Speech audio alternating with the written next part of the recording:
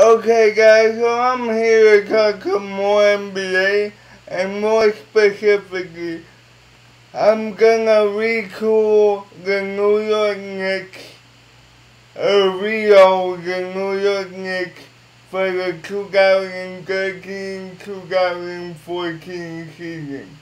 Now before we get started, I just want to say to all the Knicks fans, no matter what you do this off-season, you're still gonna be over the luxury tax, mainly due to Amari's contract, which I'm sure you already know. But to get on with this video, the first move I'll do for the Knicks is try to get a backup point guard who's solid and relatively cheap. And the first name I came up with is C.J. Watkins.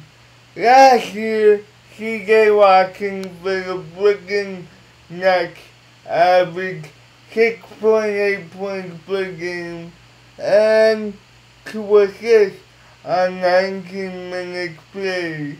And for his career, he averages 7.6 points per game with 2.5 assists.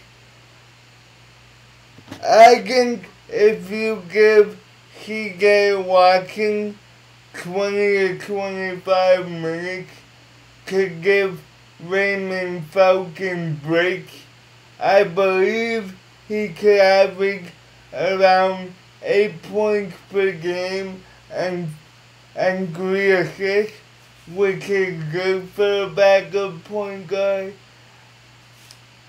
And that's about all you're gonna get, considering you're gonna lose Pablo Prigioni, in my opinion, which would have been the best backup point guard.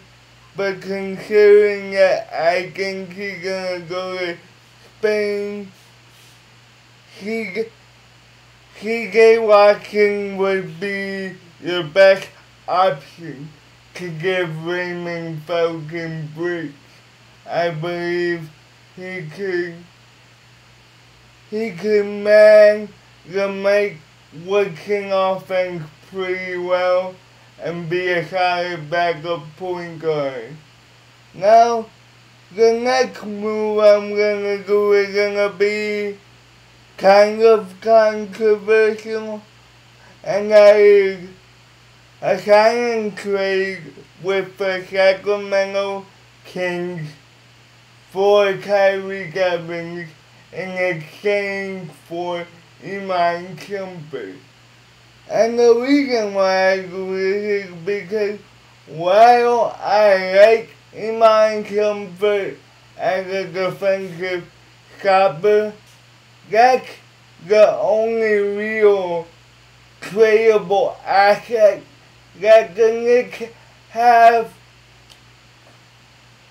They have nobody else to trade, and since Carmelo Anthony wants a second option to help him score, I think if you trade him to Sacramento and get somebody like Tyreke that'll accomplish that goal. Tyreke last year averaged 15.2 points per game with 3.5 assists. For his career, he's averaging 17.5 points per game with 4.8 assists. I believe the main problem with Tyreke in Sacramento was that he was a point guard. He had to worry about distributing the ball to everybody, worry about if I don't get the ball to DeMarcus Cousins, he's gonna act up. However, with the New York Knicks, he could play the shooting guard position, in my opinion, and just do what he does, which is attack the basket and score. He doesn't have to worry about passing the ball, getting everybody involved. He just has to play how he plays.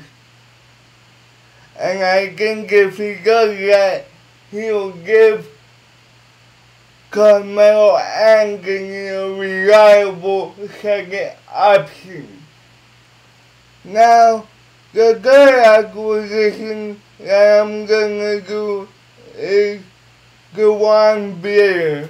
And the reason why I say Dejuan Blair, the Knicks need a second big guy who can defend the other big guys like Brook Lopez, like Tim Duncan, among others, when Tyson Chandler gets in foul trouble.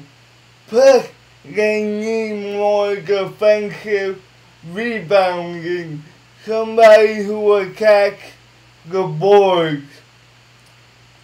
And I think Dejuan Blair does that.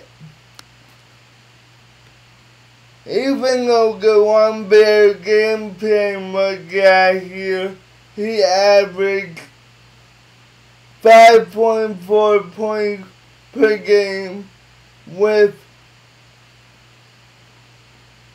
3.8 rebounds. But for his career, he's averaging 7.8 points per game with 5.8 rebounds. Like I said, he's only there to defend big bodies and attack the boards. That's what the Knicks need, and to add some toughness. The final person who I'm gonna add to the Knicks is Lamar Odom. I know that Lamar Odom has been down the last 2 years. In fact, last year he averaged 4 points and 5.9 rebounds. But if you send him to a scoring-rich franchise like the Knicks, I believe that could revive his game. Lamar Odom, for his career, averages 13.3 points per game with 8.4 assists. I mean rebounds, 8.4 rebounds. I believe that with the Knicks, he could possibly average 10 points and 6 rebounds and be a solid bench guy. With those 4 players, the salaries for next year will be at $91 million. And that's where I think the salaries for the Knicks will be next year, considering that they can't get rid of Amari. That's it for right now, guys. Peace.